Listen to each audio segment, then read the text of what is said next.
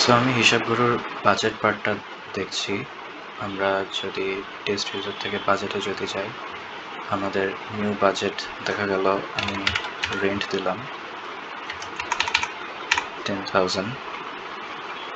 আমার বাজেট আছে 12 থেকে আমার 30 তারিখ পর্যন্ত সেট বাজেট।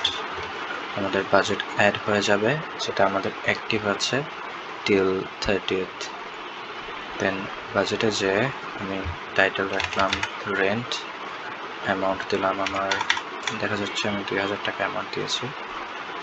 তো আমি এটা আজকে দিলাম, আমি রেন্টের থেকে নিচ্ছি। অ্যাড এক্সপেন্স করলে আমার যে রেন্টের থেকে আমার টাকাটা চলে গেল। এখন আমি বাজেটে যে আমি আরেকটা বাজেট অ্যাড করি, দেখা যাচ্ছে আমার ফুড দিলাম। ফুডের জন্য আমি 5,000 মান্থলি, আমি আজকেরটাই দিচ্ছি হচ্ছে 2 তারিখ পর্যন্ত দিলে আমার বাজেট অ্যাড হয়ে গেল। এখন আমার ফুডের জন্য 5,000 আর রেন্টের জন্য 8,000 রিমেনিং আছে। তো আমি ড্যাশবোর্ডে এসে আমি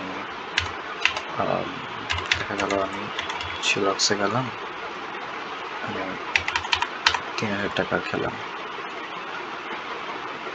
আজকের তারিখে দিচ্ছি আমি ফুড থেকে অ্যাড এক্সপেন্স, আমার ফুডের থেকে অনেকটা টাকা চলে গেল। আমার আর 2,000 টাকা বাকি আছে ফুডে, যেটা আমি এখানে গেলে দেখতে পারি 2,000 রিমেনিং। মানে আমরা রেন্টটা ধরে নিই।